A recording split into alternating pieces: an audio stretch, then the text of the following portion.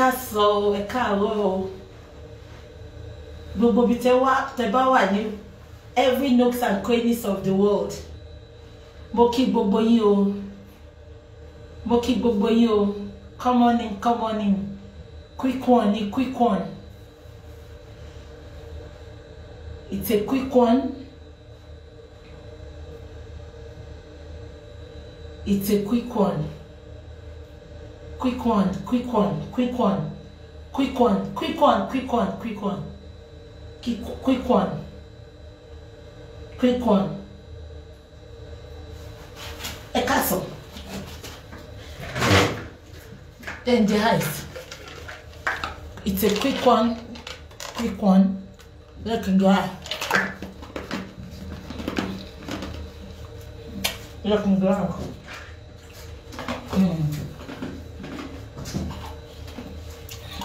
It's a quick one. This is a quick video. Mo pick points. Mo fẹ́ share pẹ̀lú yín. Good afternoon. Yeah. Mo pick points. Mo fẹ́ share pẹ̀lú yín. Quick one. Good afternoon. Good afternoon. Ẹ káàsán. Ẹ káàsán. I have few minutes to spend here. Are we still online? I have very few minutes to spend here. It's a quick one. Yeah. It's a quick one. I should enjoy. God bless you all. Ẹ káàsán o, a kú òǹgbẹ o. Èmi á ṣíkà lórúkọ Jésù. Èmi wá tó bẹ̀rẹ̀ náà ló máa parí ẹ̀ lórúkọ Jésù. On if you wash awati o, taba ma fi 30 days of the fasting. Sis and eyes, I love eyes. On if you wash awati lórúkọ Jésù. On have dúró ti wa, hala dúró ti wa. Gbogbo nǹkan tá wá ń béèrè lọ́wọ́ hala. Gbogbo nǹkan tá ń béèrè lọ́wọ́ hala ní kẹ́lẹ́kẹ́lẹ́. Hala ṣe fún wa lórúkọ Jésù. Yeah. Yorùbá máa pòwe kan. Wọ́n ní àìlè sọ̀rọ̀ ìbẹ̀rẹ̀ orí burúkú ni. Tí gbogbo yín dẹ̀ ṣe mọ̀ mí lórí social media. Mo ti sọ fún pé ọ̀rọ̀ tí mo fẹ́ sọ yìí. Àwọn èèyàn tí ní Bukky má dá sí, Bukky má dá sí, Bukky má dá sí, but at the end of the day, tí n bá sọ lára mi, it should like pé where is my face? I can't bring my face out.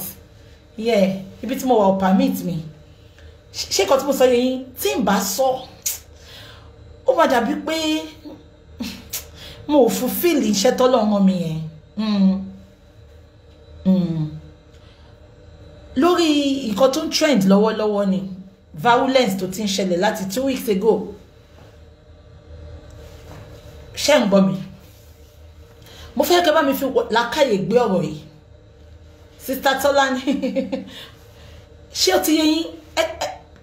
I might say calling show be a probably ìjọ tí ń bá off show yẹn, but mo ko mi le take care mo ó ti ń fún mi sleepless night, ó ti ń mú mi nínú ni mo ṣe ní okay ẹ jẹ́ ká wá dá sílẹ̀ ká tún ṣá. Ẹ ṣé. Number 1, mo wá síta láti wá attack anybody. Heaven sees my heart. But mo wà Ìjẹ̀bú Festus. Ṣé ń gbọ́ mi? Ọ̀rọ̀ bàbá Ìjẹ̀ṣà tó ń ṣẹlẹ̀ ni. Mo ti sọ pé mo ní dá sí. But ó ń ká mi lára because many people are not seeing it from a lot of people's point of view. Bàbá Ìjẹ̀ṣà commit crime tan sọ. Yes, he did. A pedophile will always be a pedophile. A rapist will always be a rapist. I will never support Baba Ìjẹ̀ṣà. Never. As a matter of fact, Baba Ìjẹ̀ṣà kò ṣe me like it. Me like Baba Ìjẹ̀ṣà because jokes a man drive me. I hate boring jokes. I don't like boring jokes. Me wo. I just know him as an Ìjẹ̀ṣà guy. To man so Ìjẹ̀ṣà. So Emma fi sentiment is pé ó wá gbèjà Ìjẹ̀ṣà bí ó wá gbèjà princess. Gbogbo wa la wà entitled sí opinion wa. Mo kò fẹ́ jẹ́ kéèyàn abiyamọ ẹ̀yin èèyàn tẹ́ dúró sórí òótọ́.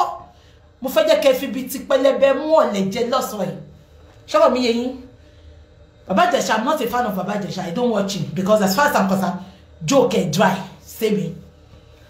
Having said that, Otoro le sọ pé ká má sọ òun. Mo ti wo saga yẹn bọ̀ láti last week. Ẹ má gbọ́ o. Gbogbo ẹ̀yin tẹ́ wà lórí chat ẹ má bá mi gbọ́ ọ̀rọ̀ yìí o. Wọ́n sọ pé 7 years ago ni Baba Ijesha ti rape ọmọ yẹn. Ló ti defile ló ti bá sùn.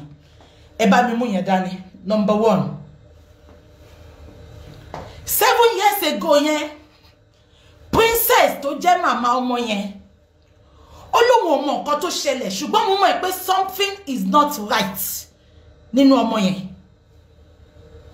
Ẹ bá mi ṣe yẹn ní number 2. Princess wá sọ pé wọ́n ní káwọn máa gbàdúrà. Wọ́n ní káwọn máa gbàwẹ̀. Wọ́n ní káwọn máa gbàdúrà. Àwọn gbàdúrà. Àwọn gbàwẹ̀. Àwọn ò rí nǹkan kan. Ẹ bá mi lọ tún fídíò yẹn wò tẹ́ bá wò. Ó nígbà táwọn wá gbàdúrà tí nǹkan kan ò ṣẹlẹ̀. Ó ná àwọn ọmọ yẹn ti lọ sí boarding school. Ó lọ́rẹ́ òun wá àwọn ọmọ wá láti boarding school ńjọ́ yẹn. Òun wá sọ fún ọ̀rẹ́ òun pé kó bá òun béèrè lọ́wọ́ ẹ̀ bí akọ́tún bí. I know she's not the mother of the child, but ìyá wọn ni òun ló ń tọ́jú ẹ̀. Mo mọ̀ pé ní ìyá wọn ẹ má worry. I know mo mọ̀. Ẹ̀yin ọmọ Yorùbá ni ìyá wọn náà ni òun ló ń tọ́jú wọn. Ọ̀rẹ́ wá béèrè lọ́wọ́ ọmọ yẹn, ẹ má gbọ́ o. Ọmọ yẹn wá sọ pé Baba Ijesha rape òun ní 7 years ago. Má fún yín ní scenario kan ní èní. Tí ẹni yẹn bá dẹ̀ ni mo parọ́ mi ní dárúkọ Manchester lẹ́ni náà wà. Ọ̀rọ̀ tá à ń sọ ẹ má jù báyìí lọ. Ẹ jẹ́ kí n sọ nǹkan tó ṣẹlẹ̀ fún yín níbi sí nìyẹn. Mi síbẹ̀ o, but as a psychologist, as ẹni tó máa ń fi làákàyè bá ọ̀rọ̀ lọ, tí ò kí ń fi sentiment sí, I am not a sentimental person. Baba Ijesha máa jẹ ìyà because nǹkan tó ṣe yẹn ó gbọ́dọ̀ face law kó lè mú jẹ, ó máa jẹ ìyà. Tó bá kó castrate ẹ̀ gan kó castrate ẹ̀. Ẹ má ṣì mí gbọ́. Now, Princess was sọ pé òun béèrè 7 years ago. Ọmọ yẹn wá jẹ́wọ́ fọ́rẹ́. Ẹ jẹ́ kí n sọ nǹkan tó ṣẹlẹ̀ fún yín. Mo wo Yomi Fabiyi ní 2 days ago. Yomi Fabiyi sọ pé ìgbà tí òun dé ọ̀dọ̀ Baba Ijesha, òun bi Baba Ijesha pé ṣé ìwọ àti Princess ṣọ̀rẹ́ ni yín ni? Number 1, èmi sọ fún yín lẹ́ni, is either you take it or not. Princess àti Baba Ijesha wọ́n dóra wọn. Ẹ ṣì yẹn ní number 1. Princess àti Baba Ijesha wọ́n dó ara wọn. Along the process tí Baba Ijesha àti Princess ń dó ara wọn. Baba Ijesha rape ọmọ yẹn lóòótọ́ ní 7 years ago. Princess mọ̀ pé wọ́n rape ọmọ yẹn, but just because of ipò wọn àti Baba Ijesha ń dóra wọn, ó ṣe ní òkú òru. Ó ṣẹlẹ̀ dáadáa. Manchester yẹ jẹ́ fún yín scenario. Woman kan wà ńbẹ̀. Ó ti bí ọmọ kan. Ẹ má gbọ́ mi o, ó ti bí ọmọ kan síta. Ó wá remarry. Ṣé mọ̀ pé ọmọ tó bí síta yẹn, ọkọ tó remarry yẹn, ọkùnrin yẹn dẹ̀ ń bá ọmọ tó bí yẹn sùn. Ọmọ kékeré ni. Ó ń bá ọmọ yẹn sùn. Ìgbà tó máa kápó ń bá ọmọ yẹn sùn. Ọmọ yẹn sọ fún màmá ẹ̀ pé bàbá stepfather òun bá òun sùn. Ṣé ń gbọ́ mi? Ṣé mọ̀ pé ìyá yìí mọ̀? Ìyá yóò ṣe ìkọ́kọ́ sí. Ó lọ bá ọkọ yẹn lóòótọ́ ó challenge ọkọ yẹn. Ọkọ yẹn ní kó jọ kó pa òun sílé kó má pa òun síta. Bọ̀bọ́ yẹn yìí ń bá ọmọ yẹn sùn dè ní nínú Manchester. Àbí kan tí mo sọ yẹn yín. Bọ̀bọ́ yẹn yìí ń bá ọmọ yẹn sùn. Princess mọ̀ pé Ìjẹ̀ṣà ó rape ọmọ tó gbé pẹ̀lú ẹ̀. But Princess ṣe bẹ́ẹ̀ tí ó mọ̀ because òun àti bọ̀bọ́ yẹn wọ́n ń dóra wọn. Ìjẹ̀ṣà tí ẹ̀gbọ́n kan tí Princess jọ ni ó lóun rán lọ sí Unilag, òun rán Baba Ijesha lọ sí Unilag, òun ni benefactor Baba Ijesha. Kí ló fi papọ̀ mọ́ra wọn? Comedy ni Princess ṣe. Baba Ijesha ń ṣe nǹkan míì ni. Kí ló fi papọ̀ mọ́ra wọn? Wọ́n ń dóra wọn ní ẹ gbàgbé bó ṣe ṣẹlẹ̀. Princess àti Baba Ijesha ń dóra wọn. Ẹ bá mi mú yẹn dání. Now Princess ká Baba Ijesha níbi tó ti ń dó ọmọ yẹn lóòótọ́. Ó sọ pé òun máa sọ, but torí pé Baba Ijesha ń dóhun kò tú àṣírí ńgbà yẹn. bí yàn kankan wá ṣẹlẹ̀ bàbá Ìjẹ̀ṣà sá ẹ lọ wo fídíò yẹn ó sọ pé bàbá Ìjẹ̀ṣà ó sá ó ní tọ́mọ yẹn bá ń wo fíìmù máa ń ṣe bákan báwo lẹ ṣe mọ̀ pé wọ́n ṣe bákan tó bá ń wo bàbá Ìjẹ̀ṣà has always been a visitor in that house. Ẹ̀yin olóye ni mo fẹ́ yẹ kẹ́ máa gbọ́rọ̀ yìí o ẹ má ṣì mí gbọ́ o bí sọ pé bàbá Ìjẹ̀ṣà ọgbọ́n ọkọ̀ ẹ̀yin bàbá Ìjẹ̀ṣà ságbà gan èmi gan support ẹ̀ but ẹ má fi sentiment sí gbogbo ìka tó bá ṣẹ̀ ní kẹjẹ́ ká gé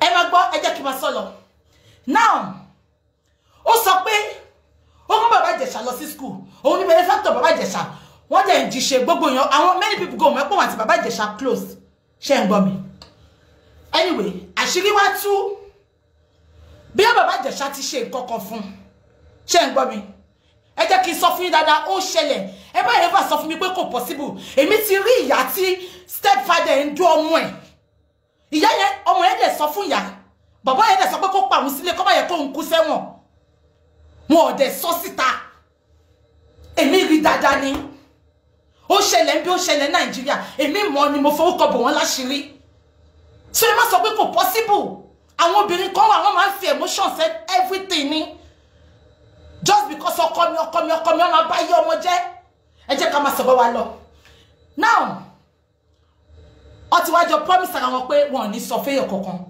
along the line relationship dàrú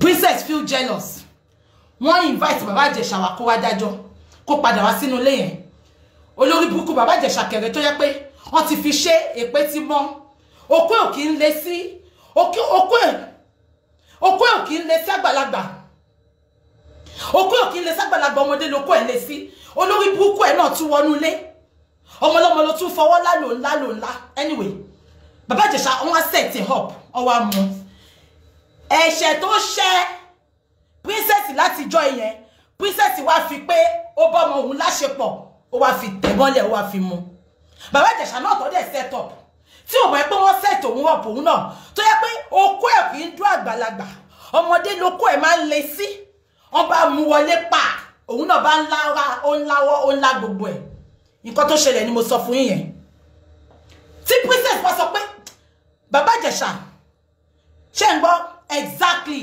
7 years ago princess ò sọ̀rọ̀ síta ó náà notice unusual changes lára ọmọ ẹ̀ ọmọ tó bí kó má jọ ọmọ ẹ̀ gan tí n bá fura sí ọmọ wọn mọ̀ mí ládùúgbò tí n bá fura sí ọmọ kan mo máa sọ ni ìyá lágbájá mo mọ̀ fọ́fọ́ ṣe gan olófòfó ló máa ń pè mí ẹ rí pé kankan ṣẹlẹ̀ sọmọ ọmọ yẹn tóbi sí ọmọ yẹn kéré sí kí ló ṣe 7 years ìyá ẹ wà ń bẹ̀ àwọn ọ̀rẹ́ ẹ wà ń bẹ̀ ẹ wá dákẹ́ ẹ náà ní kẹ́ máa gbàdúrà wọ́n ní kẹ́ máa gbàdúrà gbogbo wa ó ṣe wèrè princess come out and tell us what actually happened. I am not supporting Baba Ìjẹ̀ṣà but ẹ jẹ́ ká fún oníkálùkù lẹ́bi tó jẹ́ ká fún àbí kò yé yín now Baba Ìjẹ̀ṣà wá ṣẹ̀tàn wọ́n wá mú ẹ̀yin set of association of olóṣó ẹ wá lẹ̀ ń jà Ìyábọ̀ bọ́ síbí Ìyábọ̀ Òjó ó lẹ́nu èmi náà lẹ́nu if you come for me I will come for you billion times Ìyábọ̀ ara bíyamọ ò ta ẹ́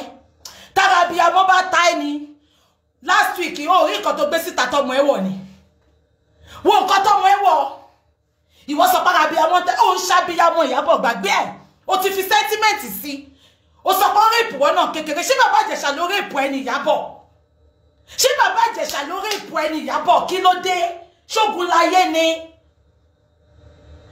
láyé ni gbogbo yín ẹ̀ ní street tó dáa Ìyábọ̀ ò ní street Manchester ń bí Fẹlá dúẹ̀dúẹ̀ inú kàntí ìtàn wá dúẹ̀dúẹ̀ wọ́n bẹ̀ ni you are not a responsible mother ìwọ gangan ló gbé ọmọ ẹ̀ síta ẹ lọ́wọ́ aṣọ tọmọ ẹ̀ wọ̀ ọyàn ọmọ ẹ̀ báyìí kò lè pass pencil test ọmọ 21 years old ó wá sọ pé tó bá fọwọ́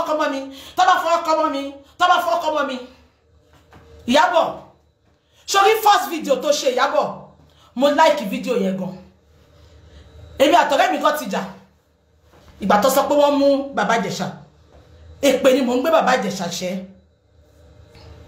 àbí kò yé yín èpè ni mò ń gbé Bàbá Ìjẹ̀ṣà ṣẹ́ wọ́n dẹ̀ fi fídíò ẹ̀ wọ̀n mi mo dẹ̀ wo fídíò ẹ̀ mo ní kudos to Ìyábọ̀ I'm never your fans I don't watch you because mo ti mọ̀ ẹ́ láti gbàgbà tí Bukare ń tẹ̀lé Bukare Ṣọrántí Mukare ló gbé wọ film industry.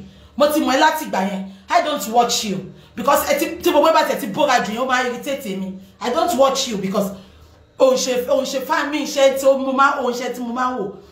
But kí ni wọ́n fẹ́ sọ? Sórí first video tó ṣe yẹn ó mark mọ́lé wá fún ẹ̀gbọ́n. Ẹ wá lọ kóra yín. Ṣé Larity la fẹ́ sọ ni Larity olóhùn.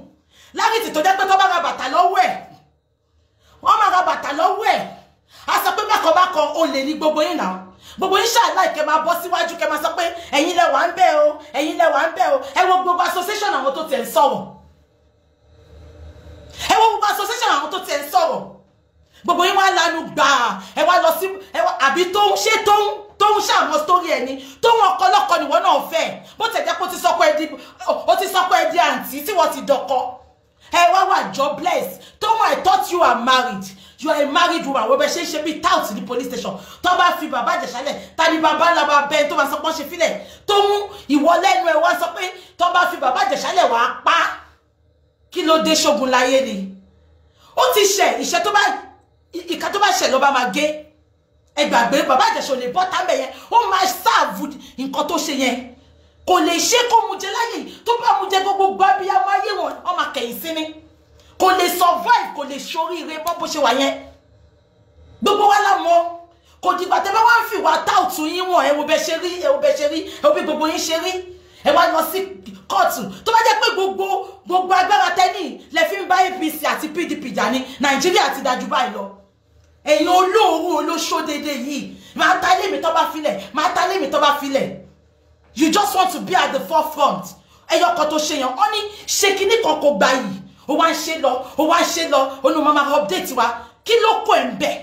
Abiyamọ ní gbogbo kò sẹ́ni tí ò ta lára. Èmi gangan jọ́ tó ṣẹlẹ̀ èpè burúkú ni mò ń gbé bàbá Ìjẹ̀ṣà ṣe. Èpè ni mò ń gbéṣẹ́. But let's call a spade a spade. Ẹ jẹ́ ká sọ òótọ́ ibi tó bá wà máa sọ òótọ́. Máa sọ òótọ́. Nǹkan tó ṣẹlẹ̀ ló ṣẹlẹ̀ yẹn princess ò sọ́tọ̀ ọbẹ̀ fún wa ní. Princess máa pé bàbá Ìjẹ̀ṣà define ọmọ 7 years ago. Kò bá ta sọ̀rọ̀ ní just because òun àti bàbá Ìjẹ̀ṣà ń dóra wọn. Just because òun àti bàbá Ìjẹ̀ṣà ń dóra wọn. Bàbá Ìjẹ̀ṣà wá ṣẹ̀ ń sìn. Ó wá ní ó ti lọ 7 years ago ó ti lọ. Mo wá pé gbàtí yẹ pé máa tójú bọlé náà ni máa tójú bọlé kiri ẹ̀yin ọkùnrin. Ẹ ní mo bí tó jẹ́ kẹ́ jókòó sí ọmọ máa pè yẹn máa ìjẹkújẹ òbò tẹ́ fẹ́ dó ẹ máa tójú bọlé kiri. Bàbá Ìjẹ̀ṣà ṣó jẹ́ kó pé ǹjọ́ yẹn kó lọ. Ṣé kí n dẹ̀ sọ kíní kan fún yín lẹ́yìn kó má ya gbogbo ẹ̀yin tẹ́ ń já ilẹ́nu. Ṣé fẹ́ gbọ́ 99% of ọkùnrin tó wà ń ta pedophile ni wọ́n. Pedophile ni gbogbo wọn. Ọkọ yín ẹ̀yin tẹ́ lọ ń jà ìgan boyfriend yín tó lọ ń jà ọkọ yín tó lọ ń jà boyfriend yín ẹ̀yin tẹ́ lọ ń jà yín boyfriend yín ọkọ tó fẹ́ yín sílé gan pedophile ni. Gbogbo wọn ló ti kọ́wọ́ bọ ọmọ ọ̀dọ́ ń dì. Gbogbo wọn ló ti kọ́wọ́ bọ ọmọ ẹ̀gbọ́n lára. Gbogbo wọn ló ti gbọ́mọ sẹ́sẹ̀ lọ ti fọwọ́ kan lọ́yàn. Pedophile ni gbogbo ọkọ yín. Gbogbo ẹ̀yin tẹ́ ń jà, gbogbo ẹ̀yin tẹ́ ń sọ̀rọ̀. 99% of Nigerian men are pedophiles. Ó gba ẹnu mi. Your politicians, àwọn politicians yín, they are pedophiles. So what are you talking about? Òótọ́ gbogbo yín ló lè ẹ tí lè bá mọ́ ní bàrá wò. Àní gbogbo yín, àyà gbogbo ẹ̀yin tẹ́ ń jà lẹ́nu, gbogbo ẹ̀yin tẹ́ dákẹ́ gan. Gbogbo àwọn ọkọ lẹ́yìn pedophile ni wọ́n. Ṣé bá àwọn ọmọ ọ̀dọ̀. Aṣáájú bó ṣe ń bá àwọn ọmọ ọ̀dọ̀ sùn. Bó ṣe ń molest àwọn ọmọ ọ̀dọ̀. Bó ṣe ń ṣe gbogbo ẹ̀. Kí ló dé? Mi sọ pé nǹkan tí Ìjẹ̀ṣà ṣe ò dáa because bẹ́ ṣe máa kọ̀kọ́ kúkọ bí ìgbà ìgbọ́ Yorùbá tí mò ń sọ nìyẹn. Mi support Ìjẹ̀ṣà o. Mi support Ìjẹ̀ṣà. What they did to Ìjẹ̀ṣà was a set up ni just because princess fẹ́ gba ẹ̀san lára Ìjẹ̀ṣà ni. Princess mọ̀ pé Ìjẹ̀ṣà ó ti bá ọmọ yẹn sùn láti 7 years ago. Tí princess bá sọ pé òun ò mọ̀ pé ó ti bá ọmọ yẹn sùn kó bọ́ síta. Ẹ wo bẹ́ẹ̀ nu ẹ ṣe mú pẹpẹpẹpẹ lánàá. Òun ló mọ gbogbo story èèyàn. Yomi Fabiyi jókòó sẹ́gbẹ́ òun. Yomi Fabiyi tọrọ 500 naira. Ẹni tó yìí sunkún fún wa ní 2 days ago nìyẹn o. Ẹni tó sunkún fún wa ní 2 days ago nìyẹn o. Ó dà bẹ́ẹ̀. Ó dà bẹ́ẹ̀. Ó dà bẹ́ẹ̀. Ó dà bẹ́ẹ̀. Àbí kò yé yín. Nǹkan tẹ́ àbí tó bá tó gbogbo energy tẹ́ lọ fi jà yẹn. Àbẹ́rẹ́ bọ́ ṣe lọ sí pàǹtí. Kéyìn wá lọ sí pàǹtí yẹn kẹ́ sọ pé PDP APC nígbà fún yín o. Gbogbo nǹkan tẹ́ ń ṣe fún wa máa jà ní ní lọ. Wàláhì Nàìjíríà ti dájú báyìí lọ. Nàìjíríà ti dájú báyìí lọ. Ìjẹ̀ṣà ń bá princess sùn ẹ gbàgbé ẹ kò sẹ́ tó lè bá mi sọ pé Ìjẹ̀ṣà ò do princess. Ẹ wo countenance wọn. Ẹ wo gbà tó mú Ìjẹ̀ṣà tí Ìjẹ̀ṣà ń bẹ̀bẹ̀. Ẹ lọ wo countenance Ìjẹ̀ṣà. Ẹ mọ̀ bẹ́ẹ̀ tó wà ń lọ ìfẹ́ mi ṣé mi ló ṣe báyìí fún. Ẹ lọ wo countenance video yẹn. Ẹ̀yin kò máa wo nǹkan ni. Ẹ kì í fi gbogbo ara wò ó. Mo ti sọ fún yín. Èmi ò kí ń. Ẹ lọ go and ask Google. Because eti bere, how are you sure they are sleeping with each other? Go and ask Google gbogbo wa la entitled so opinion wa, please. Àbí kò yé yín, ẹ lọ wo countenance video yẹn. Ẹ lọ wo countenance video yẹn. Ipe ọmọ ẹlẹ́mi ṣé mi ló wá ṣe báyìí fún ni. Ẹ lọ wojú wọn now. Ẹ lọ wojú wọn. And number 2, ẹ bá gbọ́ o. En tó sọ fún ẹ pé wọ́n ti dó ọmọ ẹ ní 7 years ago. Ẹni ẹ tí wá padà wọnúlé. Ẹ rí pé wọn ọ̀nà Ìjẹ̀ṣà ni. Wọ́n ná ọ̀pọ̀lọpọ̀ àwọn náà èmi. Òkú ẹni yẹn lọ́lọ́pàá bá bá nulé mi. Òkú ẹni kò ní dá fún ẹ. Ẹ wo wèrè yìí. Ó sọ pé what Baba Ìjẹ̀ṣà did just like Jede. Exactly. Nǹkan tí Baba Ìjẹ̀ṣà ṣe. The same thing náà ni Jede Kirikiri ṣe. Reputation ló yàtọ̀. Jede Kirikiri jalè, Baba Ìjẹ̀ṣà rape, ìkan náà ni wọ́n. Kò sí yàtọ̀ náà wọ́n méjèèjì. Baba Ìjẹ̀ṣà gan-an ó close mọ́ Jede Kirikiri, so kí lẹ expect. Ẹ ṣá máa fẹ́ kí n dá ọkọ̀ Genesis lórí chat yín. Ẹ ti wá síbẹ̀ ṣe ti wá ń kọ́ ẹ má jẹ́ ká dá ọkọ̀ Genesis. Ọ̀rọ̀ Baba Ìjẹ̀ṣà là ń sọ. Ṣé nǹkan tí mo sọ yé yín? Because ẹ lọ wo countenance video yẹn. Ẹ lọ wo video yẹn. Ẹlẹ́mi kí ni mo ṣe? Ó ṣe ìtàn fún mi. Èmi máa ẹ lọ wo video yẹn. Ó ṣe ìtàn fún mi Ẹlẹ́mi. Ẹ lọ wo video yẹn. Òun àti ó ní relationship. Ó dẹ̀ mọ̀, ẹ jẹ́ kí n sọ story yẹn fún yín dáadáa sí kẹ́ tún gbọ́. Àníṣe woman yẹn ọmọ tó bí síta. Stepfather ọmọ yẹn ń bá sùn. Ó Manchester wọ́n tún mọ́ ọmọ yẹn wá ní Manchester. Ó tún bọ́ ọmọ yẹn sùn. Ọmọ yẹn lọ sọ fáwọn ọ̀rẹ́ ìyá ẹ̀ ní kó má sọ school. Ọmọ yẹn ti pé 18 sin. Mo máa gbọ́ wọn yìí máa sọ ọjọ́ kan. Ẹnu mi kọ́ ló ti máa gbọ́. Ṣùgbọ́n ọmọ yẹn máa sọ. Wọ́n dẹ̀ máa mú bọ̀bọ̀ yẹn. Ìtọ́jú mi sọ pé gbogbo àwọn ọkọ yín pátá pedophile ni wọ́n. Gbogbo àwọn boyfriend yín pedophile ni wọ́n. Ìkan òsọ̀ṣẹ́ ẹ̀kan ìka ní gbogbo ẹ̀yin ọkùnrin pedophile. Ẹ̀kí kan ọ̀nkọwọ́ bọmọ ọ̀dọ́ ǹdì ni. No. Ọmọ Gani, no, you just joining in. Go and rewatch my video. Nǹkan tó ṣẹlẹ̀ nìyẹn. Kí ló dé tí Ìyábọ̀ ti pọ̀ jù. Gbogbo wa ti mọ̀ pé nǹkan tí bàbá yìí ṣe ò dáa. Let's leave it. Ká máa jẹ popcorn lórí bí George máa ṣe lọ. Ìgbà yẹn lè máa wá protest. Ẹ ti sáré lọ, wọn gbọ́dọ̀ filẹ̀. It according to them, nǹkan tí bàbá Ìjẹ̀ṣà they said it was a bailable offence. Ebi ọmọ gbogbo lọ́wọ́ ní Nàìjíríà ká ní ti UK sí mo mọ díẹ̀díẹ̀. Torí tá bá fẹ́ gba red passport wa a gbọ́dọ̀ mọ story Nàìjíríà. Àbí kan tí mo sọ yìí, mi sọ pé ń parọ́ ọmọ Gani, mi sọ pé ń parọ́. Mo sọ pé Baba Ìjẹ̀ṣà rape ẹ̀ lóòótọ́, but wọ́n ti mọ̀ pé ó rape princess mọ̀ pé Baba Ìjẹ̀ṣà rape ọmọ yẹn 7 years ago. Ó mọ̀ máa sọ síta ni. I am telling you this. Anybody can attack me. I am open to an attack. I am open to critics. Èmi ò ṣe tó máa sọ̀rọ̀ tí ò ní lè gba attack sára. I don't care. Ṣé nǹkan tí mo sọ yẹn mi sọ pé kò rape. Ọmọ Gani, go and watch my video again. Mi sọ pé kò rape. Mo ti gbé Baba Ìjẹ̀ṣà ṣépè mi báyìí. Mo ti náà kó ẹ̀yẹn kò ní fi ṣe nǹkan rẹ̀. Because èmi kò ń ṣe fan Baba Ìjẹ̀ṣà. But ẹ jẹ́ ká sòótọ́ síbi tó tọ́ wà. Gbogbo yín dẹ̀ sọ èdè kọjú síbi kan náà.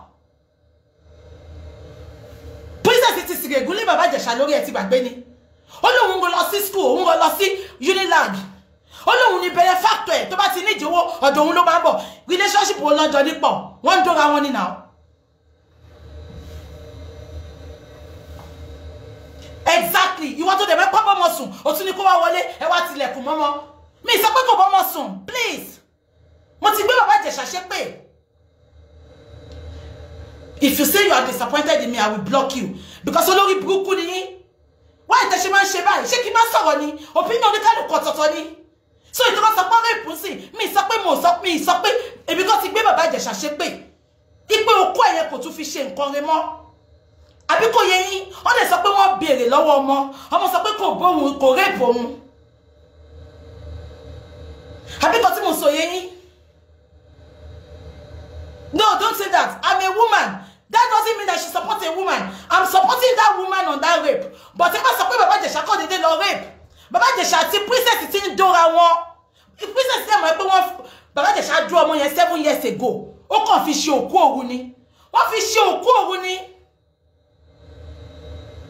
Okay, but when you disappointed, I'll be blocking all of you now. O kuku better ke ma lọ. Ìwọ tó lójú tó sọ pé disappointed lọ́wọ́ mi. Nǹkan tí mo sọ nìyẹn àǹtí ọmọge oni. Mi sọ pé nǹkan tó ṣe dá. Ó jẹ́ kó soko pa ni.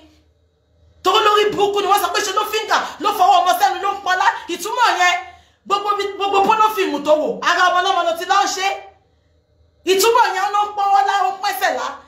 Rubbish nìyẹn mi support ẹ. But tí pé òun àti princess ń dóra wọn. Nǹkan tí mò ń sọ nìyẹn. Wọ́n ń dóra wọn. Princess dem mo pe bo wọn sùn 7 years ago. Irọ́ ló ń pa. Irọ́ ló ń pa pé wọn ò mọ̀. Princess mọ̀ wọ́n fi ṣe òkú òru ni. Princess mọ̀ ṣó ti yé yín. Olami Bernard, I'll block you. Block. Àbí kò yé yín. Òun náà ni mo sọ ó ṣe ó bá wọn yẹn sùn ní 7 years ago. Kò yé yín. But princess mọ̀. Princess mọ̀ ipò bá wọn yẹn sùn. But ìtorí pé princess àti Baba Jesha ń dóra wọn. Wọ́n ṣe lókú òru. Bí wá mọ̀ bridge tó gbà ní wọkọ̀ Johnson. Ó wá bí ní pé òun fẹ́ fi yà jẹ. Get ẹ ni. Kí ló dé tó wọ́n Baba Jesha lọ sí Unilag. Princess sọ pé òun lòun lọ sí Unilag. Kí ló dé tó wọ́n lọ sí Unilag. Àwọn tẹ́jọ́ ń ṣe bí òun sílẹ̀ ó ní princess sọ pé òun lọ sí Unilag. Àbí kan tí mo sọ yẹ yín. Mi sọ pé parọ́ pé kò bọ́mọ yẹn sùn. Ó bá sùn. Ó bá sùn. But princess mọ̀ pé ó bá sùn. Because scenario kan ni mo sọ fún yín yẹn bíbá. Ọmọ tí woman yẹn ti bí stepfather ń bá sùn. Woman yẹn dẹ̀ mọ̀. Ìgbà tí woman yẹn fẹ́ sọ, bàbá yẹn ní pa mí sílé má pa mí síta. Àìmọye obìnrin, ẹ̀yin obìnrin tẹ́ ń jàjà olórí burúkú kiri gan. Many of you mọ̀ ìpọ́kọ yín mọ̀ lẹ́sì ọmọ yín tẹ̀bí súnlé gan. Many of you mọ̀ ìpọ́kọ yín ó mọ̀ lẹ́sì àwọn ọmọ yẹn. Àbí kan tí mo sọ yẹn yín, having said that, eléyìí ni mo wá sọ fún gbogbo yín lẹ́yìn. Ẹ̀yin òbí, ẹ̀yin obìnrin, princess ẹ sọ pé kó ọmọ mẹ́fà fún yín. Kí ló tẹ́ ṣe máa jẹ́ kọ́kùnrin máa wọlé yín kó máa bọ̀. Ọkọ ọmọ mẹ́fà fún yín. Tẹ́ bá lè look after ọmọ mẹ́fà ẹgbẹ́ yọkọ kẹgbà méjì kẹ́ look after wọn. Wọ́n kó ọmọ mẹ́fà fún yín. Àbí kan tí mo sọ yẹn yín. Ẹ wá fún wọn lè yamayama. Ẹ jẹ́ kọ́kùnrin máa kọ́ bọ̀ wọ́n dì. Àbí kan tí mo sọ yẹn yín. Ẹ̀yin obìnrin please ẹ wà vigilant. Ṣé kí n dẹ̀ sọ kíní kan fún yín lẹ́nìí? Àwọn tó máa ń rape tó máa ń ṣe gbogbo kíní àwọn tó súnmọ́yàn jù láyé yìí ni. Àbí kan tí mo sọ yẹn yín. Àwọn tó súnmọ́yàn jù ni. And them as confident. And tó súnmọ́ yín jù láyé yìí. Best friend yín lọ́kùnrin, best friend yín lóbìnrin. Àwọn ló máa ṣe ìṣekúṣe pẹ̀lú àwọn ọmọ yín. Ará ọ̀tá ò ní wá kó wá kó máa bẹ̀rẹ̀ sí ní molest ọmọ yín. Kò possible. Àwọn tẹ́ fọkàn tán, àwọn bí ẹ̀gbọ́n bàbá, ẹ̀gbọ́n ìyá, kíní kan àwọn ní.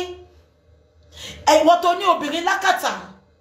Ẹ̀yin lè máa gbé this goes to all single parents as well. Àwọn èèyàn máa sọ pé kò ì marry, kò tèmi yé mi. Ọkùnrin ọmọ mi lóòótọ́, but máa wò pé tí bá gbélé ilé tí mo gbélé lọ́la, ọmọ máa mọ dáàdì oríṣiríṣi. Nǹkan tó bá dé ilẹ̀ fọmọ ẹ̀, òun ló bá ká. Àbí nǹkan tí mo sọ yé yín. Nǹkan tó bá dé ilẹ̀ fọmọ yín lẹ máa ká. Nǹkan tó ṣẹlẹ̀ láàrin Baba Jesha àti princess, relationship go sour ni. Relationship went wrong ni. Orí ìpọmọ ẹ̀ lóòótọ́, but wọn bá má sọ̀rọ̀ síta, can everything yín go rosy. Àṣírí tó fẹ́ tú náà ni tọ́lọ̀ fẹ́ kí Baba Jesha mú okó ẹ̀ kékeré yẹn kó tún lọ mú kó lọ fi dú ẹlòmíì. Ìwọ tó lè stand pẹ̀lú Ìyábọ̀ Òjó yẹn máa block ẹ because that is not what I'm talking here. I need idiot ní gbogbo yín. Ṣé nǹkan tá à ń sọ bíbá yín nìyẹn ni?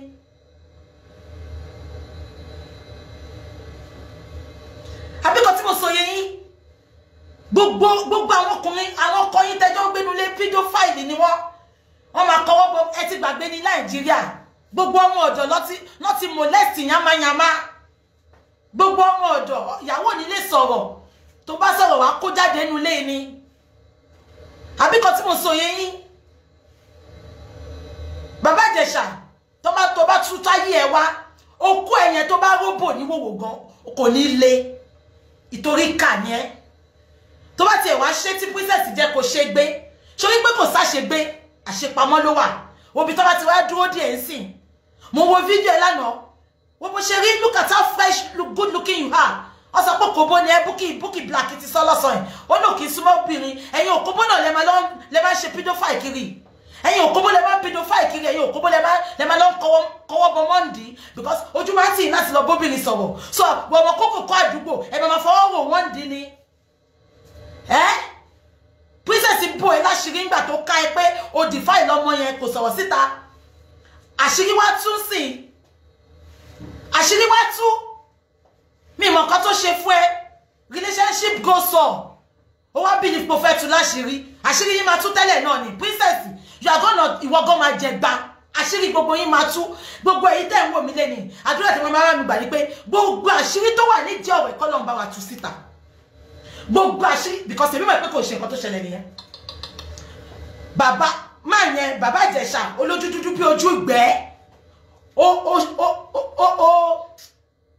change bàbá Ìjẹ̀ṣà ṣe kiri yẹn but nǹkan kan ṣẹlẹ̀ ni bàbá Ìjẹ̀ṣà sọ pé ọ̀ntì tóun bá rí lọ́ọ̀yà kóhun tó sọ̀rọ̀ bàbá Ìjẹ̀ṣà ẹgbẹ́ kan tí Yomi Fabiyi sọ lánàá ni Yomi Fabiyi sọ pé bàtà òun lọ́dọ̀ bàbá Ìjẹ̀ṣà òun ní ṣé ẹ̀yìn àti princess máa ń sọ̀rọ̀ ni ó láwọn close ìgbà àwọn máa ń sọ̀rọ̀ Yomi Fabiyi yóò fẹ́ sọ̀rọ̀ yẹn tán ni ó ní sọ fún òun pé àwọn ní relationship ó ní bọ̀tò òun kọ́ lòun máa wá sọ bàbá Ìjẹ̀ṣà has a lot to say ṣé gbogbo nǹkan tó ń ṣe yẹn táwọn Ìyábọ̀ ń ṣe yẹn ó fẹ́ fi kó bàbá Ìjẹ̀ṣà láyà jẹ ni bàbá Ìjẹ̀ṣà ṣe iṣẹ́ yẹn tó dẹ̀ máa kú sẹ́wọ̀n èmi àní kó má kú sẹ́wọ̀n kọ because àwọn ẹlẹ́wọ̀n yẹn wọ́n máa ń jẹ́ kó lọlé kó gé okó bàbá Ìjẹ̀ṣà kó má wo bòdò bọ kò kún dóbò náà tẹ́lẹ̀ okó ẹ̀ kíkíní báyìí ni àbí kò yẹ yín but princess ó mọ̀ pé wọ́n bọ́ ọmọ yẹn sùn 7 years ago irọ́ ló ń pa come for me o èmi ò gbé sẹ́wọ̀n yà láyà gbogbo yín o ẹ bẹ̀ kọ́ ebú òǹdó èmi bẹ́ẹ̀ bú mi bẹ́ẹ̀ ṣépè ebú òǹdó èmi but ipe kí wá sọ ilé máa sọ gbogbo ẹ̀yin olóṣó tẹ lọ́jà ní prison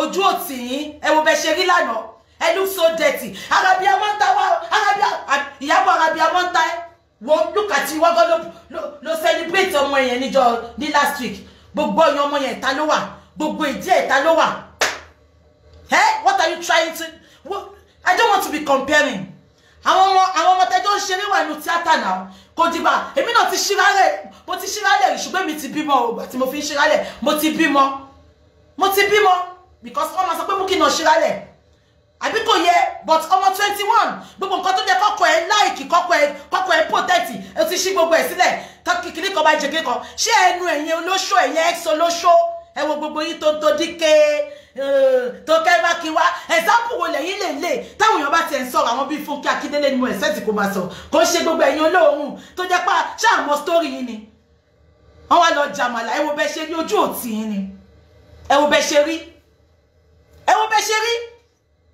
gbogbo àwọn boyfriend yín àwọn tó ń do yín àwọn politician tó ń do yín àwọn ọkọ yín pedophile ni wọ́n ń do ọmọ yín lẹ́gbẹ̀ẹ́ yín tẹ́ẹ̀mọ̀ wọ́n ń do ọmọ yín lẹ́gbẹ̀ẹ́ yín tẹ́ẹ̀mọ̀ ẹ lọ bójú táwọn ọmọ yín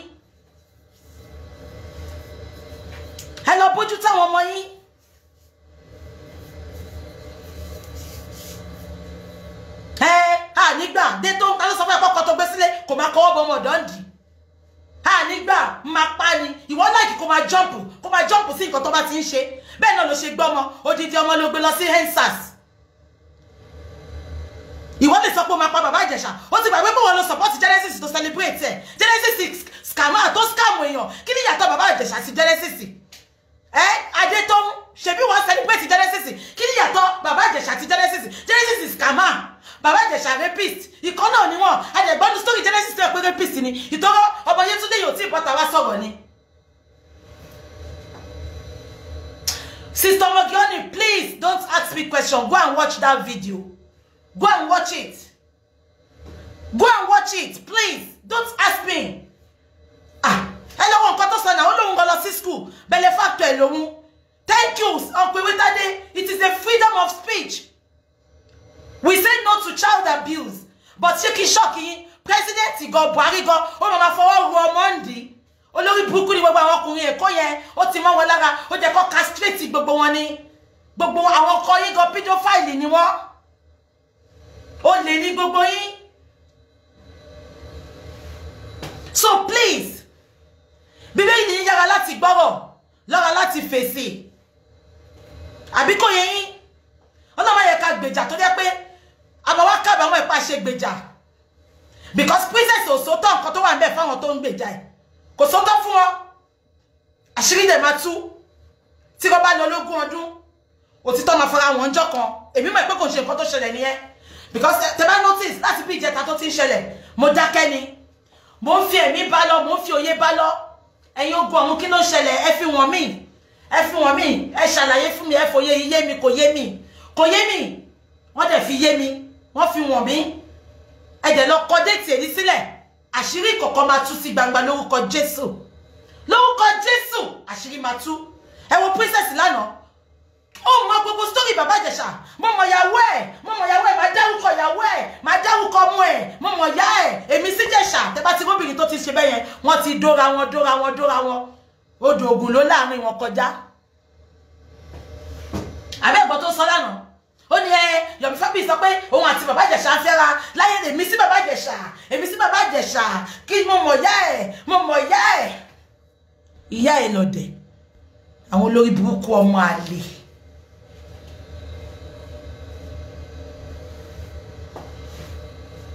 ó mọ gbogbo story ẹ̀ òun mọ ìyàwó ẹ̀ mo kàn fẹ́ dárúkọ ìyàwó ẹ̀ ni kí ló dé princess ó mọ̀ pé bàbá Ìjẹ̀ṣà ti bọ́ ọmọ yẹn sùn láti 7 years ago ó kàn fẹ́ sọ̀rọ̀ ni Ọlọ́run dẹ̀ máa mú ẹ because ọmọ ọlọ́mọ ni minor ni ó mọ̀ ńgbà yẹn náà pé minor ni ṣùgbọ́n torí relationship wa àti bàbá Ìjẹ̀ṣà ó sọ̀rọ̀ nǹkan tẹ́ bò náà báyìí wo bọ́ọ̀mù ṣe báyìí tù síta àṣírí gbogbo pedophile ò ní bò lórúkọ Jésù ṣé ìwọ tó ní let's see your face yẹn tó bá tún kọ let's see your face you are going into blocking bí ní máa jù ẹ́ sí ara yín náà nìyẹn tẹ́ bá ti gbégò dúdú sójú pedophile ni. Exactly, Uncle Wetade, we cannot all agree on the same thing. You have entitled to your opinion. I have entitled to my opinion. Mi sọ pé kò ṣẹlẹ̀, ẹ má ṣì mí gbọ́. Ó ṣẹlẹ̀. Ṣùgbọ́n ìgbà tó ṣẹlẹ̀ 7 years ago, tí princess ń parọ́, ẹ wo bó ṣe ń beat around the bush. Mo kàn notice pé something is not right. O notice pé something is not right. Why can't you take the child to the doctor? Why can't you do anything as a mother? As a mother. Okay, mo rí ọmọ mi ń sìn nínú ilé, mo rí pé nǹkan kò right. Mo gbàdúrà. Bí ṣe ń gbàdúrà máa ṣe máa pa àwọn èèyàn. Ẹ jọ̀ọ́ ṣọmọ yín 7 years rí báyìí. Ṣọmọ yín 7 years rí báyìí. O ṣe nǹkan kan, ìwà àtọmọ ẹ. Àbí kò yé yín, ìwà àtàwọn ọmọ mi yín, ẹ jọ ń gbàdúrà. Àdúrà sọnù láti 7 years ago. Àdúrà sọnù láti 7 years ago. Àwa ń gbàdúrà láti 7 years ago. You as a mother, as a responsible mother, tó ké crocodile tears, princess, oníkè sọnù. Ó wá sun crocodile tears. Ẹ wá fún mi máa jáde tán fún yín ni. Ẹ̀kan ni máa fún yàn jẹ. Lẹ́yìn ẹ̀kan mi ní dá yín lóhùn. Ìyábọ̀ yẹn wá ṣe, mo níwèrè. Ẹ lọ jókòó jọ, kẹ́ lọ fi gbogbo strength yín. Ẹ jẹ́ ká lé àwọn bad governance kúrò ní Nàìjíríà. Strength yẹn mo like strength gbogbo yẹn tẹ́ lọ́jà yẹn, ṣùgbọ́n ẹ jẹ́ ká Ṣòwòrẹ́ gan bàtà pé káwọn lọ́jà ẹ tẹ̀lé Ṣòwòrẹ́. Nǹkan tí ò ṣojú yín tí president ò sọ fún yín. Àwọn rí pé something is alright láti 7 years ago, ẹ wá dúró di another 7 years ago, 14 years. Bàbá Ìjẹ̀ṣà máa bọ̀ ó ní skit tí mo fẹ́ kó ṣe máa bọ̀ olè náà bàbá Ìjẹ̀ṣà ó máa tọrọ owó kiri ní. Òun àti ìyá ń di ìbàjẹ́ Sábọ̀dì ọ̀rẹ́ náà ni wọ́n tẹ́lẹ̀. Ẹ Sábọ̀dì tẹ̀sán pé ó ti dóhun rí gan bó ṣe sọ. Wọ́n pè ẹ́ ìyẹn tó rí láti jọ ẹ̀. Ibẹ̀ lẹ́sìn wọn pé something is happening between them.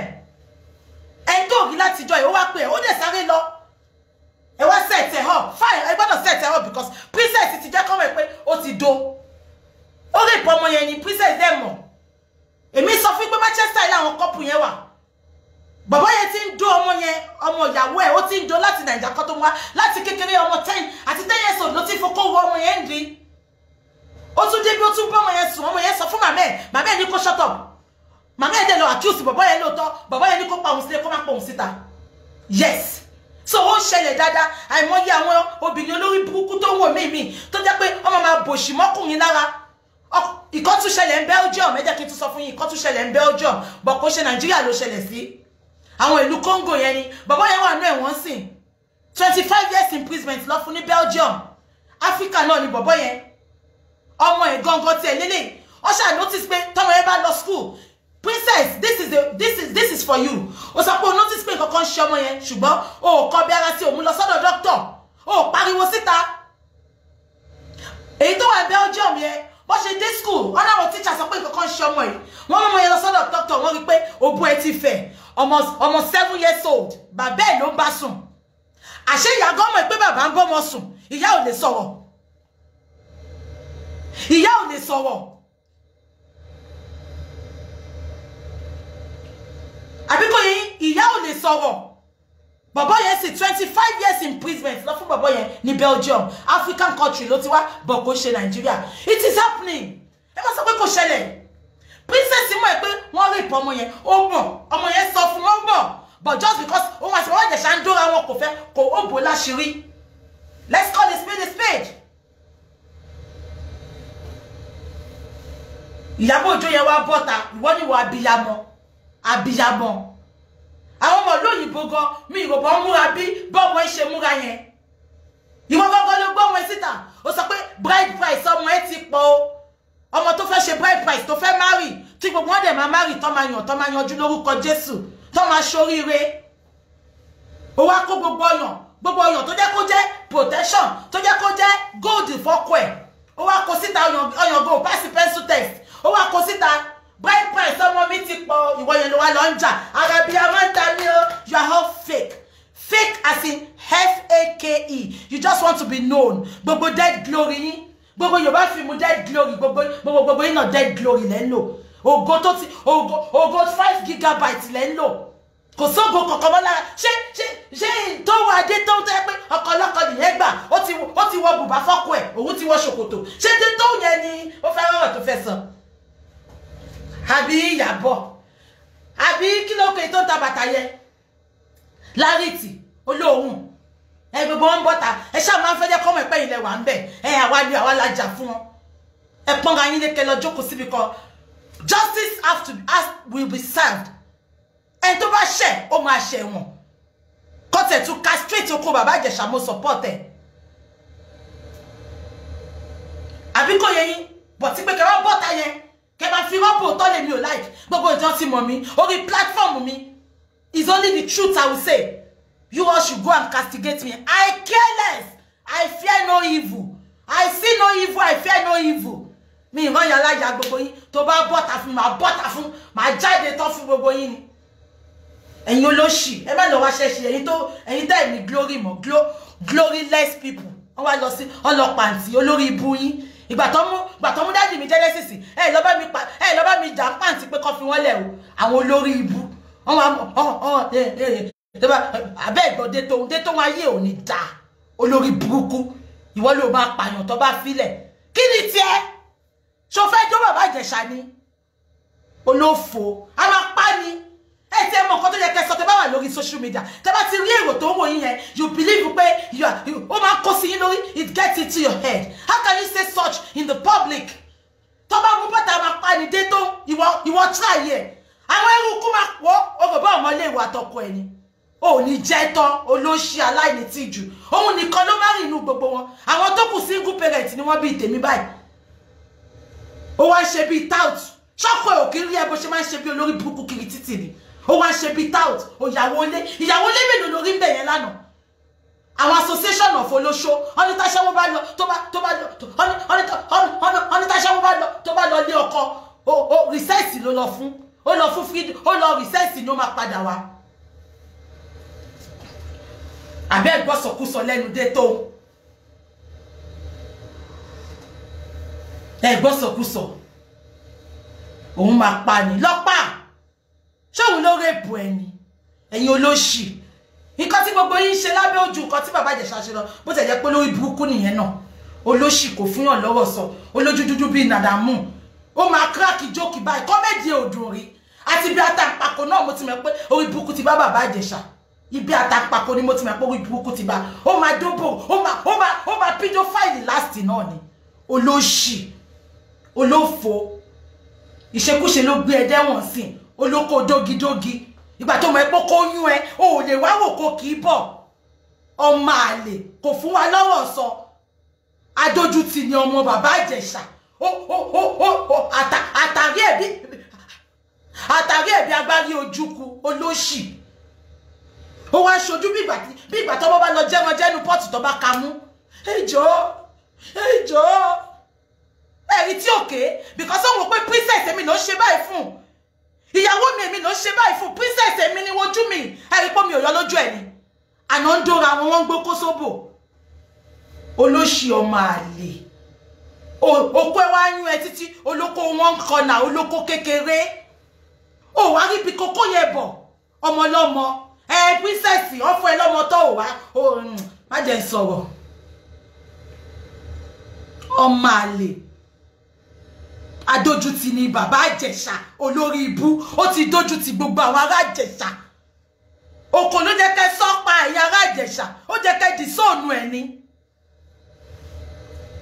olóṣì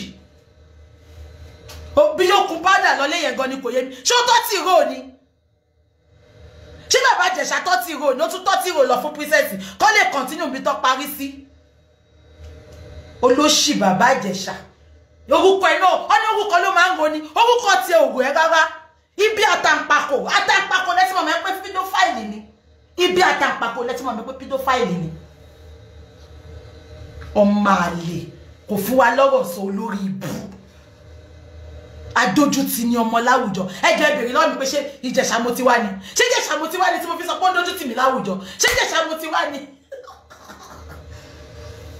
ọlọ́wọ́ bá mi console ọmọ yẹn and princess you shouldn't have come out you are a stupid woman I'm sorry to say princess why tó ṣe sọ pé wọ́n ní kíní yẹn ṣẹlẹ̀ sí ìlú òyìnbó yìí tí nǹkan bá ṣẹlẹ̀ wọ́n máa kọ́kọ́ protect identity ọmọ yẹn ni ó ti bọ́ tásì ó ti jẹ́ kí gbogbo èèyàn mọ̀ kò sí bó ṣe lè ṣe àwọn èèyàn máa mọ ọmọ yẹn àwọn tó súnmọ́ ẹ máa mọ ọmọ yẹn wọ́n máa mọ ọmọ yẹn you are just a selfish woman ẹlẹ́kùn ègbére ẹlẹ́kùn sọnù àwọn olóṣì ìgbà tó jẹ́ pé irú bàbá Ìjẹ̀ṣà náà ló ń dó ìwà ìṣà ló máa ṣe kọ́mẹ́dì fún ó tẹ̀lé ní kí ìwà ìmọ̀ help situation ẹ̀ tó bo ẹ bá gbẹ bíi tèmi báyìí olóbò pa ẹni bí ọ̀rọ̀ dọ̀kásì.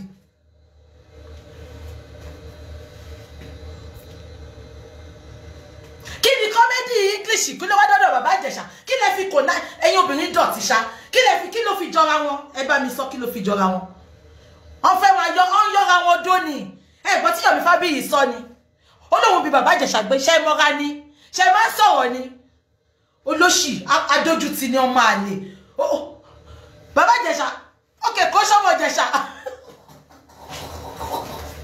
wọ́n ní bàbá Ìjẹ̀ṣà sọ́mọ Ìjẹ̀ṣà bàbá Ìjẹ̀ṣà ṣé kò sọ́mọ Ìjẹ̀ṣà ni ọmọ ìlú wo ni ó ti kórí búkú báwọn aráàlú ẹ̀ olóṣì gbogbo ṣe bá kárí ẹ̀ jẹ́ lórí nǹkan ìṣẹ́jú kan olóbò pẹ́ẹ́lí ni princess ni olóbò pẹ́ẹ́lí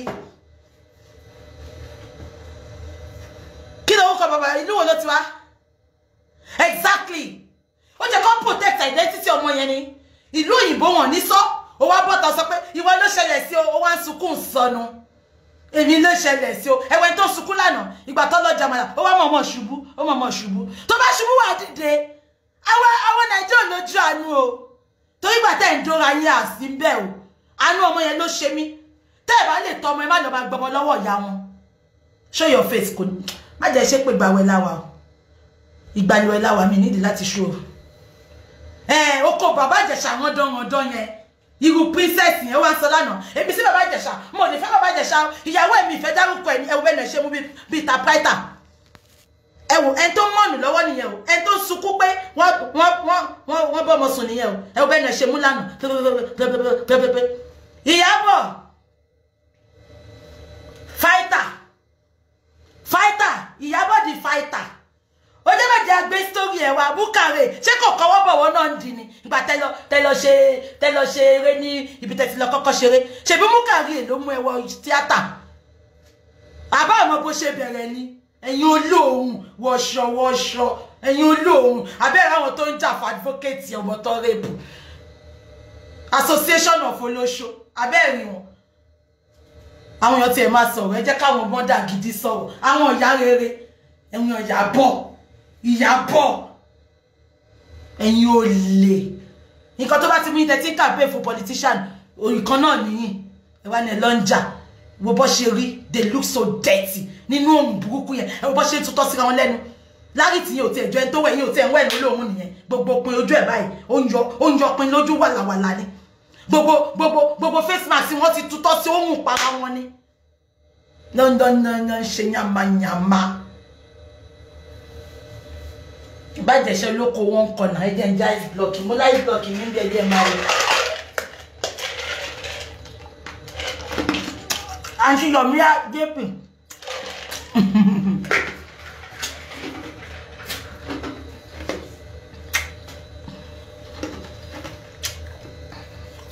nǹkan tó ṣẹlẹ̀ ní ẹ̀dàrí ọmọ ọdún bàbá Ìjẹ̀ṣà olófò ní bàbá Ìjẹ̀ṣà yẹn àwọn olóṣòmú standing tó ń dojúke ìyẹn náà sọ̀rọ̀ olófò tí wọ́n tó yẹ pọ́ ní àwọn designer ẹ̀gbọ́n fẹ́ ní use mo fake ni pàtúrà ò ní sanwó fáwọn tó abẹ́rẹ́ pé gbogbo sórí gbogbo yín la mọ̀ lórí Instagram ni ẹ̀yin lè wá ń bọ́ta lè fẹ́ wá máa sọ̀rọ̀ ẹ̀yin olóhùn wọ́n ètò jẹ́ pípa tó jẹ́ ọmọ princess ẹ̀mọye ọmọ tí Instablog máa ń gbé jáde lójoojúmọ́ pọ́n molest ṣe jà fáwọn ọmọ yẹn ṣé tọwọ́ ti jẹ́ ọmọ celebrity gbogbo yín wá ń sunkún ẹ wá ń fò kiri káàkùlù fún ẹ̀yin olórí burúkú all child matter all children matters irrespective of their background irrespective of their surname irrespective of their parents identity. All children matters when it comes to molestation. All children matters when it comes to rape case. And you olórí burúkú association of olóṣó ẹ lọ jà àbí ẹ lọ wo Instablog ojoojúmọ́ ní Instablog máa ń gbé pé bàbá rape ọmọ o ọkọ rape àbúrò ìyàwó o rape ọmọ ọdún 9 o olórí burúkú yẹn ẹ̀jà ń gbà yẹn tó ti jẹ́ princess ẹ̀ wá ń bọ́ta. All children matters, all child matters when it comes to rape. Get fuck off. Ẹ̀yin olóṣì mi mẹ́ tó ń wò yìí àwọn yín mọ́ Facebook buhari láwọn sí ẹ̀ta mọ́ ẹ kó ṣì lọ ẹ̀yin olóhùn ẹ wà yìí pé princess ibi tó ti ń gbọ́ o kó lọ jẹ́wọ́ nǹkan tó ṣẹlẹ̀ kan ló sọ pé ó ṣẹlẹ̀ ẹ̀yin tẹ́lẹ̀ ní rònú ń lọ police station kí ni bàbá ẹ bá mi bìyàbọ̀ yẹn ó sọ pé rape òun notice gbogbo àwọn eléré yẹn ni I'm a rape victim tó bá ti ń wá I'm a rape victim ẹjọ́ ṣé bàbá Ìjẹ̀ṣà ló rape Ìyábọ̀ ni kí ló dé tó wá pọ̀ tó yìí tó bá bọ́ta máa pa ni lọ́pá tó bá mú 2 minutes jẹ́bi tó ti pààyàn kó pè mí lọ́mọ àlè lọ́pá olórí burúkú dé tó ń nìyẹn o ìgbà tí wọ́n gbọ́kọ lọ́kọ kí ló fi yàtọ̀ sí bàbá Ìjẹ̀ṣà ìkan náà ní gbogbo wa ó lè ní gbogbo yín sẹ́ ó lè ní ilé tó ti ń dùn fún wàrà tó yín ó wọ́ bẹ̀ ó gbọ́kọ̀ ẹ̀ pa ó wá wọ underskirt fọ́kọ́ ìwọ wá wọ ṣòkòtò ó wá ní sí bàbá tó bá fi bàbá Ìjẹ̀ṣà lẹ̀ wà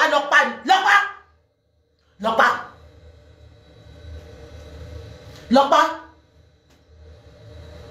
ó ti show ṣé ibi tẹ̀ ṣé wò yín lánàá you all don't even look real again to me you look so fake. You are just looking for popularity. You are just looking for people to hail you. You are just looking for people to celebrate you. You are just looking for people to say, come and follow you. It's a trend. Ẹ fẹ́ trend nítorí àwọn ògo òṣì, ògo àwọn Yorùbá film olóhùn, àwọn tó ń ṣe script. You are doing well, nigga. Kò máa ṣe Yorùbá film, ẹ wo go ẹ ṣe lọ. Ẹ̀yin ògo less, ẹ̀yin olóṣì tẹ́tí tójú boríṣiríṣi. Torí ẹ fẹ́ máa trend, kọ́ lè máa wò yín padà. Ẹ wá fọwọ́ bàbá, ẹ wá lọ sí kíní. Ṣe agbára tẹ níyẹn ṣe ẹ bá mi fi lọ Sásó Rock kẹ lọ jà fún wa ńbẹ̀ Ìyábọ̀ ṣó ló níwèrè ni aníwèrè yẹn gbé lọ Sásó Rock kẹ lọ jà fún wa ńbẹ̀ olóhùn arabiamọ ń ta mí onírọ́ arabiamọ ń ta ìlọmọ ẹ wọ nǹkan tó wọ yẹn ẹ̀yin tẹ́ ní tìjú ọmọ ẹ fine she's a beautiful girl why are you allowing her to dress that way àwọn ọmọ lóyìnbó tó bí sí lóyìnbó gan wọn gbọ́dọ̀ mú lábẹ́ rúfù ya wọn àbó tí gbàgbé ní tó sọ pé bride price ọmọ ẹ máa pọ̀ gan tí wọn náà bá gbé fọ́tò pẹ̀lú lycra tó máa pò dípọ̀ bí ògì tútù bí kò wọ bra ni bí kò wọ pàǹtì ni ó wá gbé yẹn síta ìwọ wá sọ pé ara mi àmọ́ ta mí àmì mọ́dà ò ní tìjú àdàbà Síónì ti sọ ẹ lọ wọ àdàbà Síónì kẹgbọ́n nǹkan tó sọ ó ti sọ tán olóhùn ni gbogbo yín àwọn association of olóṣó abẹ́ ẹ̀gbọ́n tó ń tó yẹn kọ́ máa gbẹ́jọ́ bọ̀ l'Àbújá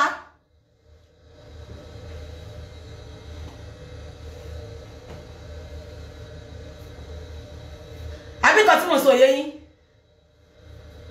abẹ́ ẹ̀gbọ́n tó ń tó yẹn kọ́ máa gbẹ́jọ́ bọ̀ l'Àbújá òun á gbalé fún wọn bẹ́ẹ̀ nǹkan tí wọ́n á fowó tiẹ̀ ṣe láyé nìyẹn àwọn olóṣì fowó yín táwọn tó ibi ń pa lọ́rẹ àwọn èèyàn wà lẹ́gbẹ̀ẹ́ yín bẹ̀ yẹn tán nídìí owó fowó yín táwọn lọ́rẹ kọ́ máa gbẹ́jọ́ bọ̀ l'Àbújá wàá gbé hòtẹ́ẹ̀lì fún wọn àwọn association of olóṣó abẹ́ ẹ̀gbọ́n Lagos gbajúmọ̀ tó bá fílẹ̀ wọ́n ta ní òun ó mẹ́pọ̀ òun èèyàn ló wọn Ọlọ́run Yábọ̀ mo kàn bẹ́ẹ̀ gbàdúrà lánàá bó ṣe ń sọ̀rọ̀ yẹn ni tó bá fílẹ̀ máa ta lé mi lórí kíni ṣé òun ló máa kọ́kọ́ rẹ̀pù ni àná àwọn tó fẹ́ dájọ́ gbogbo ọlọ́pàá tó ń dájọ́ gan gbogbo ọlọ́pàá máa lọ máa fọwọ́ kà àwọn ọmọ tó ń ṣàgbàdo àwọn tó ń ṣàgbàdo àwọn tó ń tẹ̀pà àwọn tó ń ta dáńkà àwọn ọlọ́pàá tó ń dájọ́ ìgan wọ́n ń kọ́wọ́ bọ̀ wọ́n ń dì í ẹ̀rí tó lọ́pọ̀ ní ìdájọ́ dáadáa ni pedophile ní gbogbo wọn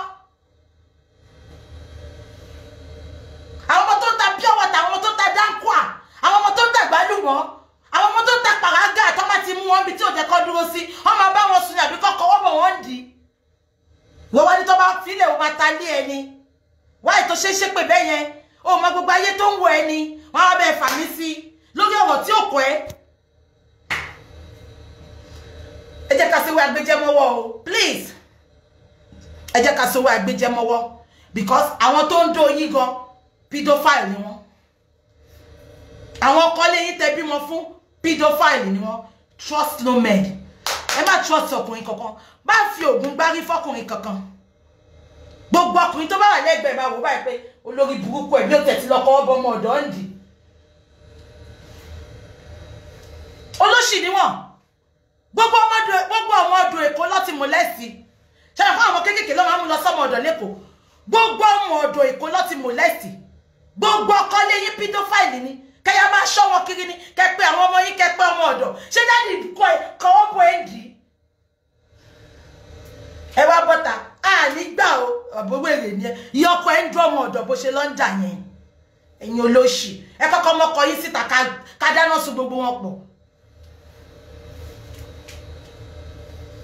pedophile ní gbogbo ọkọ yín ọkọ tó ń bá sùn tó ń sùn sẹ́gbẹ̀ẹ́ tó ń jí pedophile ṣe tún fẹ́ gbọ́ gay ni kí lẹ rò bí single parent ṣe pọ̀ ń tà kí lẹ rò bí pé gbogbo àwa sexy mama 45 46 40 tá a ṣe lọ́kọ because ọmọdé ló ń attract àwọn olórí burúkú ọkùnrin ni ọmọdé ló ń attract wọn tí gbogbo wọn ò bá ṣe pedophile wọn á ṣe gay wàá sọ pé mo gbádùn ọkọ ẹnu ilé ọkọ òfò ẹfẹsì mo ti bẹ́ẹ̀ mo ti ṣóúnjẹ fún mo ti ṣe gbogbo ẹ̀ fún sẹ́ẹ̀sì bí ṣe fáìn tó yìí kọkùnrin kan máa wò mí kò lè wú ẹ̀ because ìsídà kó jẹ́ pé pedophile ni àbí pé gay ni.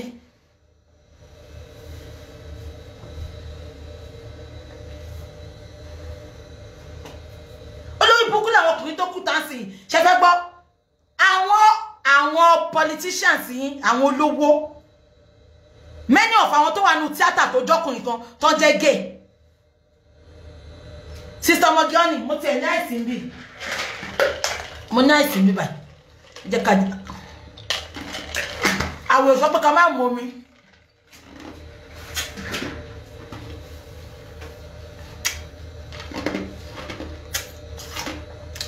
àwọn òṣùpá pé ká má mú omi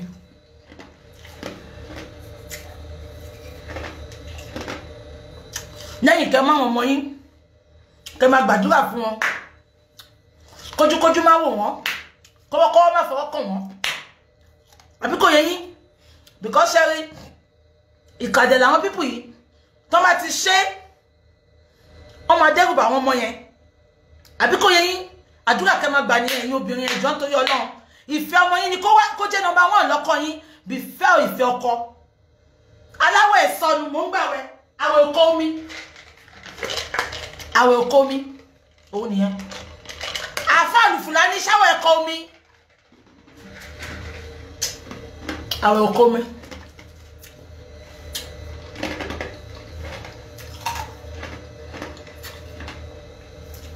Àwẹ̀ ọkọ mi.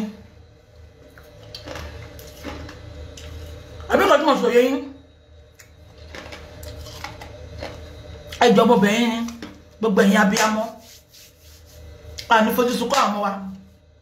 Ẹ jẹ́ kí n sọ kankan fún yín. Wọ́n send video kan sí mi. Ìwọ tó bá fẹ́ video yẹn, send WhatsApp ẹ máa send ẹ sí ẹ. Àwọn èèyàn kan lè ti rí bọ̀ mo ò lè gbé sórí Facebook because Facebook lè mú page mi wálẹ̀. Àwọn ọmọ yẹn ò tí lè ju 7-8 years old lọ. Ẹni tó bá fẹ́ kó pè mí máa send ẹ sí. Àwọn ọmọ yẹn wọ́n gbé kámẹ́rà síwájú ara wọn. Wọ́n wá mú bèbí wọn keyboard di ara wọn. Obìnrin làwọn ọmọ yẹn ọkọ̀ ọ̀bọ̀ di ara ọmọ yẹn mú ìwòwò làwọn ọmọ yẹn wà. Wọ́n wá gbé kámẹ́rà síwájú ara wọn. Wọ́n ṣe oríṣiríṣi àwọn ọmọ 7-8 years old. Àwọn ọmọ tó ti mọ ọkùnrin bẹ́ẹ̀ yẹn tẹ́ bá rí ìwò di ọmọ yẹn fẹ̀dí sí kámẹ́rà báyìí. Àwọn ọmọ kéékèèké tẹ́ bá rí ìwò di ọmọ yẹn ẹ̀mọ̀ ẹ̀kọ́ tí ń bọ́ ọmọ yẹn sùn. Àwọn ọmọ yẹn lè máa wà lábẹ́ òbí wọn. Ẹ̀yin obìnrin ẹjọ́ ọmọbìnrin ni. Ìfẹ́ ọmọ yín ni kó wà lọ́kàn yín ju ìfẹ́ ọkọ yín lọ. Ọkùnrin máa lọ, ọmọ ni ò ní lọ. Àbí kan tí mo sọ yẹn ẹjọ́ ọmọbìnrin ni. Ìfẹ́ ọmọ yín ni kó wà lọ́kàn yín. Ọkọ tó fẹ́ yín sílé kó lè máa bá ọmọ yín sọ lè máa kọwọ́ bọ́ǹdì. Àmọ́ nǹkan tó fi ń ṣe kọ́ ló ń gbà wá ni. Àmọ́ nǹkan tó fi ń ṣe kọ́ ló ń gbà wá ni. Mo ń gbàwẹ̀ àwẹ̀ ọkọ omi sẹ́. Àwẹ̀ ọkọ omi. Àfáà Fulani. Okay, wọ́n ní kí n má ṣe ẹ̀. Àṣẹ àwọn èèyàn wọ́n ti fi nọ́mbà sí. Àwọn ọ̀ka. Ẹ wá ní Bukky ló ṣe ẹ̀ fún yín. Àwọn kan rí fídíò yẹn inú WhatsApp lọ́n ti send ẹ̀. Àwọn ọmọ kéékèèké méjì wà láìta láì símọ́ bí láì wà báraka tù. Wà láìta láì mo fi àlìkíyàmọ̀ mo fi ṣẹlẹ́rìí. Àwọn ọmọ yẹn because bàbá tó tú àṣírí yẹn ó ń sọ̀rọ̀. Àwọn ọmọ kéékèèké wọ́n gbé fóònù síwájú báyìí. Ọmọ olówó dẹ̀ làwọn ọmọ yẹn máa jẹ́ wọn ṣọmọ tálíkà because ọmọ olówó ló máa ní fóònù. Ọmọ tálíkà ò lè ní fóònù.